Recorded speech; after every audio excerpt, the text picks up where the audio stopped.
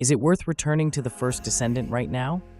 Steam users and gaming news sites seem to agree. Yes, especially with the Season 3 breakthrough demo gaining traction and community buzz quickly following. But before I jump to any conclusions about whether it's actually worth returning, I wanted to dive into the game myself and see what's really changed. It's currently 10:33 p.m. for me. I just got home and started downloading the game. I'll probably test out the demo tomorrow since it's the weekend. But for now, I wanted to give you a quick look at what you can expect from this new demo. I also want to include some major concerns and reviews from other players because I believe every piece of feedback deserves to be heard. I'll be going through both the positives and negatives so you know exactly what you're getting into. This video will serve the same purpose for you as it does for me, figuring out if the game is worth jumping back into. The breakthrough demo launched on July 24th and runs through August 6th on Steam, PlayStation 5, and Xbox. It offers early access to a brand new open zone called Axion Plains, the new crystal-powered descendant named Nell, fast hoverbike movement, new enemy types from the Legion of Breach, and bonus demo rewards such as spoils boxes and crystallization catalysts. Players who complete the demo and fill out the feedback survey can also earn more rewards after August 13th. Pre-registration milestones may unlock even more items, including an Ultimate Descendant selection box. This new campaign is clearly designed to win back players by tying meaningful progression systems directly to player feedback and reward loops. So, what's actually changed in the demo? First of all, Axion Plains is massive and completely changes how you play. Unlike the static mission maps from earlier builds, this new open zone features layered combat areas, timed events, raids, and boss fights like the Wall Crasher, who hurls shockwaves, and the heavily shielded Abyssal Carapace. Hoverbikes make a big difference too, letting you travel quickly and making farming runs much tighter and faster. Then there's Nell, a new descendant whose crystal-based powers include tagging enemies to turn your shots into weak point hits, buffing allies, and using abilities that control space. One of the biggest additions is the trigger module system. This allows players to modify core skills, like making Freyna's attacks leave toxic puddles or giving Ina's chain lightning, creating build options that never existed at launch. Steam feedback has been surprisingly positive. One player with over 1,000 hours in the game said that the devs had turned the first Descendant from a 5/10 into a 7.5/10, and now believes it's worth playing again, even if you gave up early on. Another veteran player pointed out how the farming system is now incredibly deterministic, which is rare in looter shooters, though they did mention that the menu interface is still a mess. A short and sweet review said it best: "I enjoy the grind." Other players shared similar reactions, with some even saying it's now better than Destiny 2 and praising the many quality-of-life changes added since launch. A good number of Steam reviewers admitted they dropped the game early but returned to find a significantly improved experience. Combat feels smoother, rewards are more transparent, and overall progression is now much more balanced. That said, not everything is perfect. Longtime Reddit users and experienced players have pointed out that the grind is still very much a core part of the game.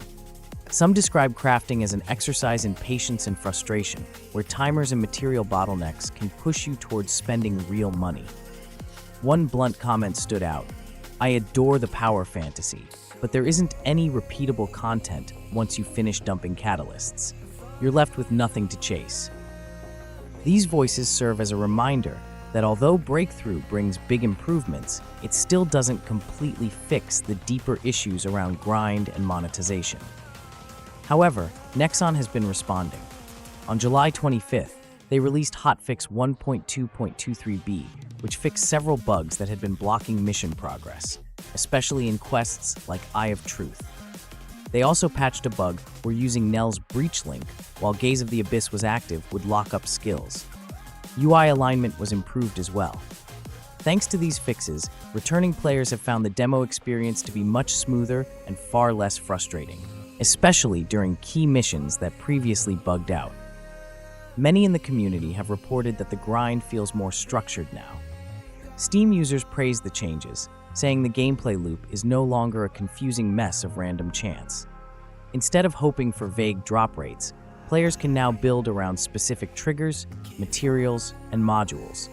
That added clarity makes it easier to chase goals without getting lost or overwhelmed. Even players who were previously critical say the game now feels more rewarding and less chaotic.